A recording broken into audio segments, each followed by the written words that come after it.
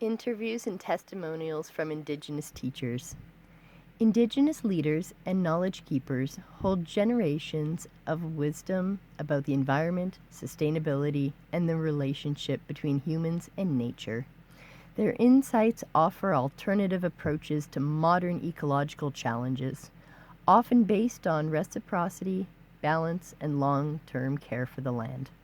This section will explore insights from North and South American Indigenous leaders, perspectives on land stewardship and sustainability, how Indigenous teachings apply to modern ecological challenges, insights from North and South American Indigenous leaders. Throughout the Americas, Indigenous knowledge keepers have been advocating for land and water protection and sharing traditional ecological knowledge to address modern environmental challenges. Their teachings emphasize the interconnectedness of all living things and the responsibility humans have to maintain balance.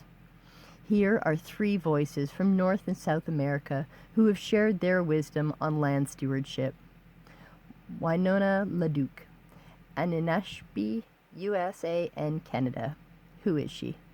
An environmental activist, economist, and Indigenous leader from the White Earth Ojibwe Nation in Minnesota. Founder of Honor the Earth, an organization dedicated to protecting Indigenous land and water. Her message: the land is not ours to own, it is ours to care for. If we do not protect the land, we are failing future generations. Her work in conservation: opposed pipelines that threaten water sources and sacred lands. Advocates for a return to traditional food systems like wild rice cultivation and heirloom seed saving. Winona LaDuke teaches that Indigenous food systems are deeply tied to land protection, and modern agriculture should return to biodiverse, regenerative practices. Tashka Yawanawa, Brazil. Who is he? The chief of the Yawanawa people in the Brazilian Amazon, a leader in Indigenous rights and conservation efforts in the rainforest. His message: the Amazon is our home, our mother. If it is destroyed, we all suffer, Indigenous and non-Indigenous alike. His work in conservation: helped secure land rights for the Yawanawa people, protecting thousands of acres of rainforest. Works with scientists and conservationists to document Indigenous medicinal plant knowledge. Key lessons. Tashka Yawanawa emphasizes that protecting the rainforest is not just about saving trees. It's about preserving culture, medicine, and the future of the planet. Rosalina Toyuk, Maya Cachitel, Guatemala. Who is she? Maya Cachical, leader and human rights activist in Guatemala. Works to recover Indigenous governance and restore ancestral ecological practices. Her message: the wisdom of our ancestors teaches us that the land does not belong to us. We belong to the land. Her work in conservation: restores traditional Maya agroforestry where trees, crops, and medicinal plants grow together. Advocates for Indigenous women's leadership in environmental protection. Key lesson: Rosalina Toyuk teaches that land management is about relationship and responsibility, not ownership. Perspectives on land stewardship and sustainability. Many Indigenous leaders teach that true sustainability is based on long-term thinking and living in balance with nature. Here are three key Indigenous perspectives on land stewardship that challenge modern environmental thinking. 7 generations mindset.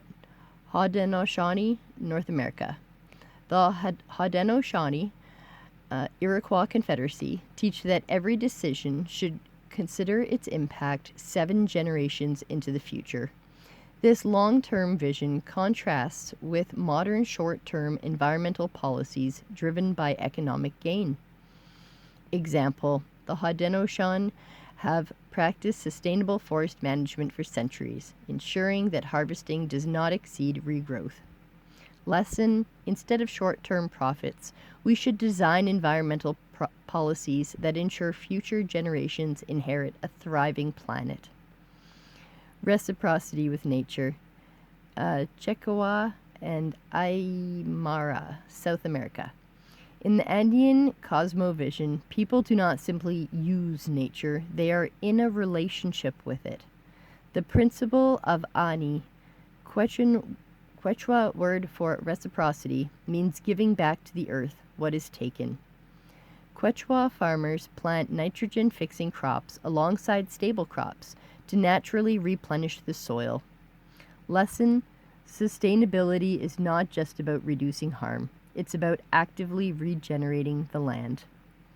Sacred waters, Lakota and Mapuche, North and South America. Many Indigenous nations view water as a living being, not just a resource. The Lakota phrase, Mini Wichoni, water is life, became central to the resistance against oil pipelines in North America. The Mapuche people in Chile protect rivers and lakes from hydroelectric dam projects that threaten ecosystems. Example: Indigenous water protectors fight against pollution to ensure that water remains clean for future generations. Lesson: water should be protected as a sacred responsibility, not treated as an industrial commodity.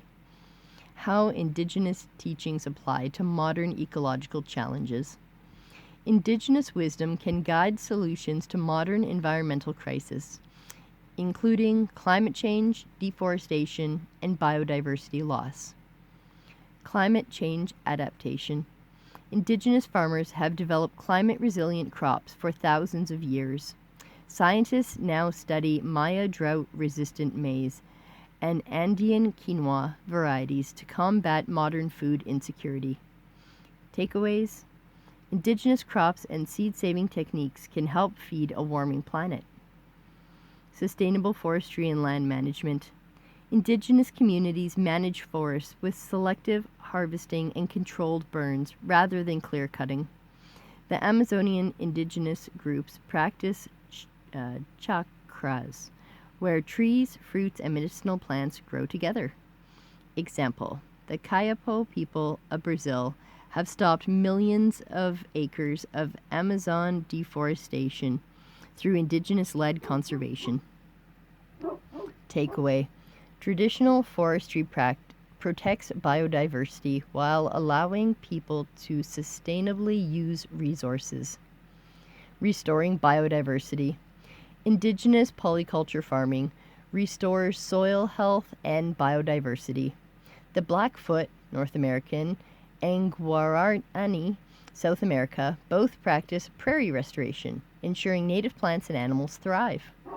Example: in the U.S., conservationists are now reintroducing bison to restore grasslands, a practice Indigenous nations have long advocated.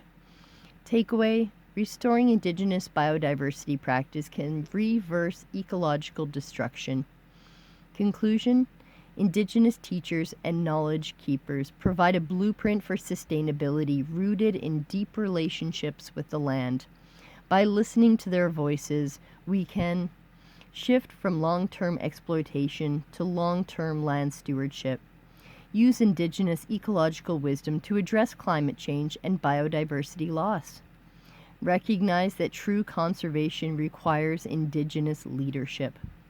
Final thought: Indigenous knowledge is not just history, it is a living science that holds the key to a sustainable future.